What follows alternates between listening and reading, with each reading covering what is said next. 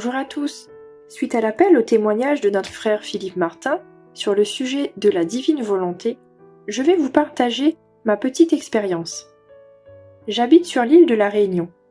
J'ai 32 ans, je suis mariée, mère de 2 enfants, et je travaille dans le milieu social. Je suis née dans une famille monoparentale de tradition catholique, pratiquante, avec étiquette du dimanche, mais ça n'allait pas plus loin. Depuis combien de temps connaissez-vous la divine volonté ? Cela fait 3 ans que j'ai découvert la divine volonté. Comment Louisa a débarqué dans votre vie ? En début 2019, je passais par une période de dépression inexpliquée, car j'avais tout pour être bien. J'accumulais de grosses crises d'angoisse et l'avenir était devenu difficilement envisageable en l'état. Durant cette période, je me suis tournée corps et âme vers la religion. J'allais quasi quotidiennement à la messe. Je récitais le rosaire entier tous les jours. Et j'avais au minimum 1 heure d'adoration par jour où je pleurais et demandais au Seigneur ce qu'il attendait de moi et de venir me relever. J'ai crié vers le Seigneur et il m'a entendu. En effet, une amie m'a un jour partagé une vidéo homélie du père Dominique Duthène. J'ai été très touchée de la force et de la vérité avec laquelle il prêchait. Je me suis alors abonnée à sa chaîne YouTube.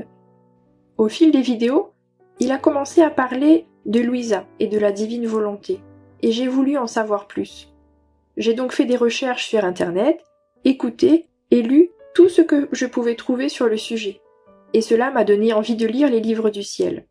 J'ai donc commandé les livres, et je me suis plongée dans la lecture, même si je l'avoue que je n'y comprenais pas grand-chose quand j'ai ouvert les premiers tomes. Je sentais que j'en avais besoin. Je dirais même que les livres du ciel m'ont servi d'anxiolytique. Où en êtes-vous dans la lecture et l'assimilation des écrits de Louisa ? Aujourd'hui, j'ai terminé la lecture des 36 tomes et je me fais un plaisir de recommencer la lecture, mais en prenant le temps cette fois-ci de mâcher chaque passage et de noter les phrases qui me touchent. Pour ce qui est de l'assimilation, je me rends compte que les connaissances sont toujours plus lumineuses, plus on avance sur le chemin de la divine volonté. Toute une vie humaine ne serait pas suffisante pour assimiler les trésors que le Seigneur souhaite nous communiquer. Quelles pensées ont jailli en découvrant les écrits de Louisa ? Je ne saurais l'exprimer par des mots. Pour moi, c'était une évidence, c'était ce à quoi j'avais toujours aspiré. Quelles étaient vos références spirituelles avant le livre du ciel ? Mes références étaient la Bible, et j'aimais lire tous les livres que je pouvais trouver sur la vie des saints. Cela me fascinait. Qu'est-ce que Louisa a changé dans votre vie ?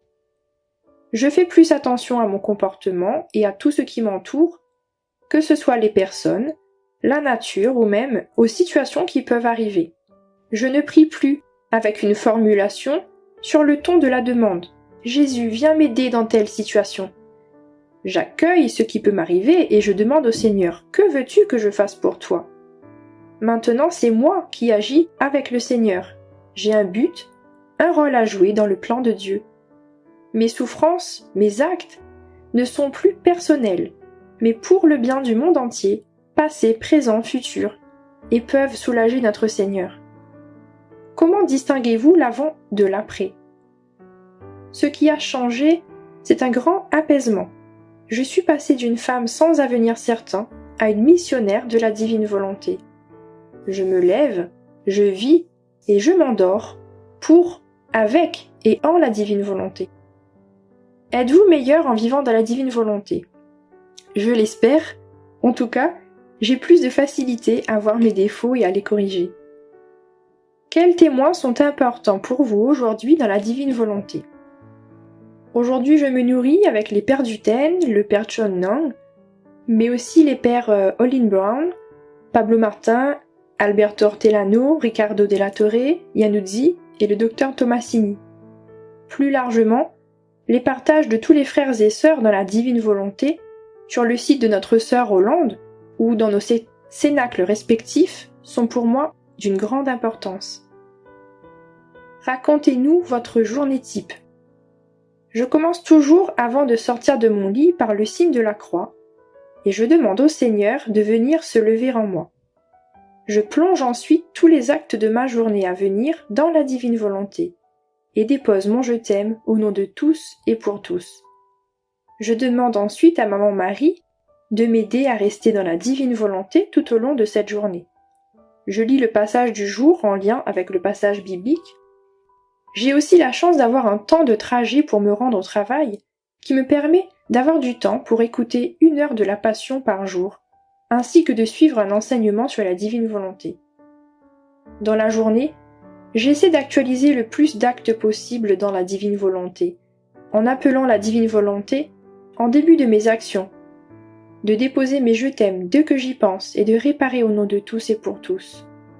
Dans l'après-midi, j'aime à me remémorer les mystères du rosaire du jour dans la divine volonté. Et le soir, on termine par une prière en famille où chacun va aller tour à tour choisir un acte dans la création, un dans la rédemption et un dans la sanctification, pour redonner un je t'aime au nom de tous et pour tous et faire réparation. Avant de me coucher, j'offre mon sommeil en demandant au Seigneur de venir dormir en moi. Voilà pour ma contribution. Merci de m'avoir écouté. Je souhaite à tous une bonne continuation dans la divine volonté. Fiat.